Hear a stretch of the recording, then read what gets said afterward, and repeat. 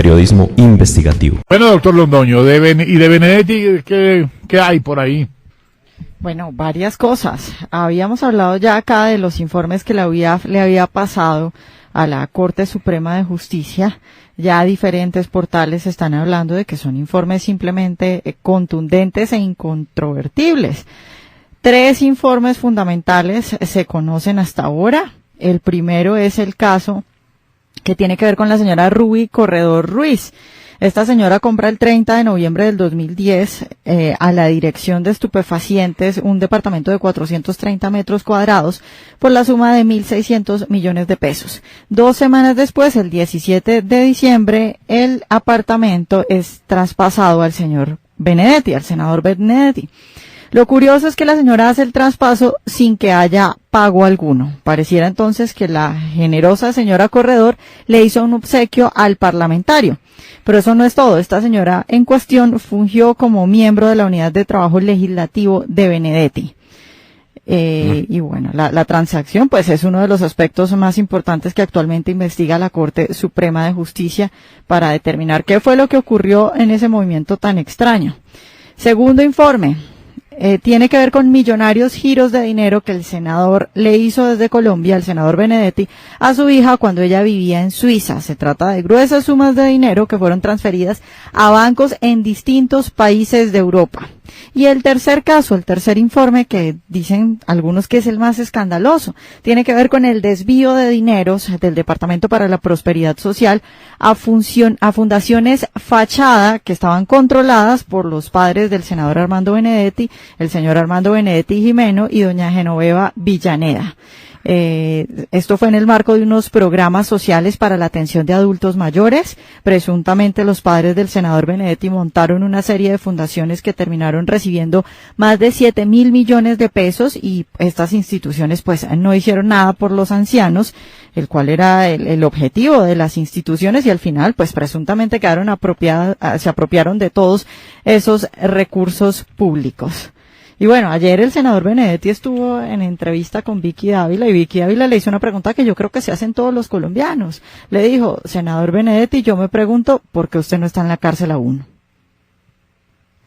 Bueno, ¿de cuántos eran los giros? ¿De qué valor eran los giros que se hacían a Europa? No, esa información no se conoce. Bueno, lo suficientemente grandes para que haya una investigación de la UIAF, ¿no? Claro. Y para que sean diferentes bancos de Europa. ¿Cómo le parece, pues? ¿Cómo le parece? Y entonces la pregunta es, ¿por qué Benedetti no está en la cárcel? ¿Y por qué si está en la cárcel Guatibonza y Benedetti no? Muy bien, William. Son las preguntas que la gente se hace.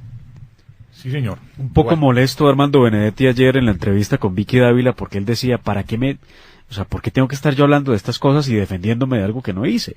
Además, yo estoy aquí sentado y a mí no me trajeron para hablar de mi gestión de congresista, ni mi trabajo como colombiano, si me traen es para cuestionarme.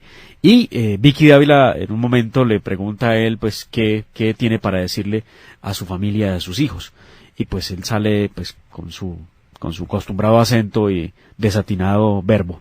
Yo no sé si ustedes quieren escucharlo. Sí. Sí, bueno. Sí. No, ¿para qué? Okay. ¿Valdrá la pena? Sí, pues, no sé. ¿Valdrá la pena? Claro, digamos, doctor. Ya entrados en gastos. Póngalo. ¿Qué quiere decir a sus 4 hijos a esta hora que lo están viendo? Unos son chiquitos, pero otros ya son grandes. Que no hay democracia, que esto es un país de hijo de putas, y que aquí no hay ni justicia ni nada de eso, y eso es lo que tenemos que arreglar. Porque en Venezuela la gente se queja de Venezuela. Bueno, ese es el tono. ¿Cómo le parece? Pues ese es el tono y esas son las expresiones que utiliza Benedetti. En lugar de referirse al tema, cómo fue el negocio de su empleada en la UTL, que compra un apartamento de 400 metros cuadrados y 15 días después se lo vende a él. Pues se lo vende no porque vender es como si le hubiera dado dinero. Sí, pero al menos se lo traspasa. La venta tiene un elemento esencial constitutivo que es el precio. Uh-huh. Si no hubo precio que se pagó, pues eso no fue venta. Entonces, le llamaríamos a eso una simulación. O el precio no fue diferente. Expliquen la señora de dónde sacó la plata para comprarlo. También. una cosa muy fácil. Un miembro de la UTL que tiene con qué comprar de contado un bien de 400 metros cuadrados, que se lo compra a la Dirección Nacional de Estupefacientes o a quien hace sus veces, ¿no? Es que son bienes del Estado. Eso es más grave todavía. Y Benedetti dice que ese no es asunto que él tenga que ventilar ante la gente. ¿Cómo le parece? Bueno, ¿qué más? ¿La reforma a la justicia tuvo consenso o fue impuesta? Los señores de Cambio Radical dicen que se las plagiaron. ¿Cómo es el cuento?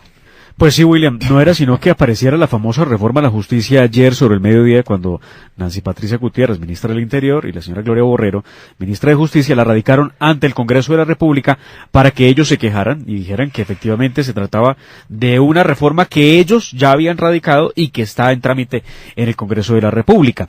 No sabemos qué tan extensa o qué puntos trae la reforma del Cambio Radical, la tendremos que ver, pero lo cierto es que los magistrados salieron a descalificar de entrada la famosa reforma a la justicia. Ellos dicen que definitivamente lo que se hace con esta reforma no es ayudarle al acceso a la justicia a los colombianos, sino perseguir a los magistrados. Y se refieren, claro, por el tema de no poder en la rama judicial o para ocupar cargos en el gobierno. Se refieren, obviamente, al tema de la supresión del Consejo Superior de la Judicatura. Y bueno, estas son las primeras críticas que le hacen. A los 4 años que tienen que esperar para ejercer la profesión de abogado después de salir. Además, sí. De la magistratura. Recuerden ustedes que antes era 1 año, ¿no? La inhabilidad era por 1 año, ahora será por 4. El señor Jorge Luis Barceló, presidente de la Corte Suprema, asegura que aún no hay consenso sobre la reforma. Germán Bula dice que es muy grave que se estén metiendo tan directamente en el tema electoral, que es un tema demasiado delicado y que le están quitando funciones a las altas cortes para la elección, por ejemplo, del registrador nacional del Estado Civil, dice el doctor Germán o del Bula. Procurador. Exacto. O del Defensor del Pueblo, o del Contralor. Ellos quieren seguir eligiendo. Bueno, y el otro tema que... Les gustó. Lo probaron y les gustó. Sí, y el otro tema es el que tiene que ver, doctor Londoño, con esto, que anuncian una sentencia mediante un boletín de prensa, y lo que se busca, lo que se pretende, es que salga la sentencia completa para que no nos vayan haciendo adelantos mientras la arreglan. Sí, sale el comunicado de prensa y 4 meses después sale la sentencia. Claro, entonces uno... O 6 u 8. Sí, o 6 u 8. Es cierto. Bueno, claro, y entonces la redactan a gusto del consumidor. No, eso es un prevaricato, eso es grotesco. Eso que instauró la Corte Constitucional. No, es que la sentencia es esta. A ver, ¿y dónde está? La quiero mirar. Ah, no la hemos escrito todavía. Hombre, por Dios, respeten. Yo recuerdo por ahí un magistrado del Consejo de Estado que me notificó una sentencia que no estaba firmada. Sí, pero por radio. Sí, claro, desde luego. Por radio, sí, salió por radio desesperado. Sí, por radio, sí. Cierto magistrado que anda por ahí, anda por el mundo dizque ejerciendo la profesión de abogado. Hágame el favor. Bueno, los grupos, ¿qué más? El enhiesto ministro de Defensa, el doctor Guillermo Botero, dice que los grupos armados financian la protesta social. Y ahí fue Troya. Y dice con argumentos, y se refiere al tema con hechos, porque dice que el tema del narcotráfico y todos sus afines están financiando todas estas marchas. Entonces el cierre de carreteras, los paros, las cosas son financiadas por grupos armados, o sea que están muy bien embilletados, doctor Londoño. Bueno, pues bien embilletados con un negocio que vale lo que vale. ¿Cómo le parece? 1.000 toneladas métricas a $100 el gramo. Bueno, y crece. ¿Cuántas serán las hectáreas de coca que tendremos hoy sembradas? Porque nos quedamos con la cifra de 209.000, que eran a diciembre del 2016. Es decir, vamos a completar 2 años de siembras continuas, ¿en cuántas estamos? Los Estados Unidos lo saben porque el satélite de los Estados Unidos ese como no trabaja falla. gratis. Ese no falla. Sí. Y ese no recibe prestaciones sociales ni tiene descanso dominical. Entonces, ese debe saber en cuántas hectáreas de coca estamos y en cuánto dinero que vale eso, de cuánto dinero estamos hablando. Estamos hablando de miles de millones de dólares que se meten en la economía del país y que por lo pronto impiden que el dólar suba de precio. Llegó a 3.100, ¿no? Y la gente dijo, está llegando a 3.100 pesos. Ya se está escurriendo y está otra vez a 3.020. Y va para abajo. ¿Y por qué será? Pues porque hay muchos. ¿Y por qué hay muchos? Porque hay mucho narcotráfico. Ah, y entonces. Vamos a hacer historia.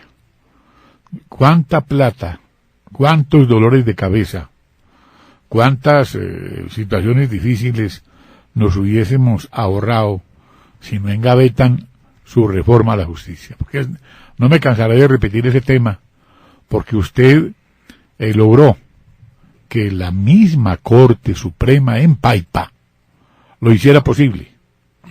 Y luego eso lo engavetaron. Hiciera posible y le hiciera la redacción final, y con la redacción final de la Corte Suprema de Justicia lo presentamos al Parlamento. Y vaya, pregúntale al doctor Camilo Espina por qué la engavetó. Dios mío bendito. Bueno. La orden, por Dios. Bueno. Por eso. ¿Y por qué? ¿Y por qué? Eso ¿Por fue qué? Montealegre, desde luego. El gran empresario del engavetamiento fue Montealegre. ¿Y a cambio de qué y por qué? Deje así. No siga averiguando cosas. Entendió. Bueno. Dejamos esto en punta con el tema del doctor Álvaro Uribe frente a la cúpula militar. Usted Yo ha insisto dicho, en que eso sí, no es un respaldo a la cúpula militar. Las declaraciones que dio el presidente Uribe dejan unas cosas muy amargas para esa cúpula militar, como bueno. por ejemplo los amiguismos y los grupos y las cosas que todos sabemos existen al interior de las fuerzas militares y del ejército en particular. Y entonces eso se divide entre los amigos y los que no son amigos del general Mejía, para hablarlo con franqueza, y Uribe se refiere al tema. sí, entonces ahí queda la cosa. William, señor, tenemos un personaje muy especial que viene a hablarnos de un tema al que no se le ha dado la importancia que tiene. Aquí hay unas crisis que se nos vinieron encima. Sí, señor. La crisis del café, que es gigantesca, sí. y la crisis del azúcar. sí, Y esos son dramas humanos y dramas regionales de un tamaño fenomenal. claro. En un minuto estará con nosotros Juan Carlos Mira, presidente de Asocaña.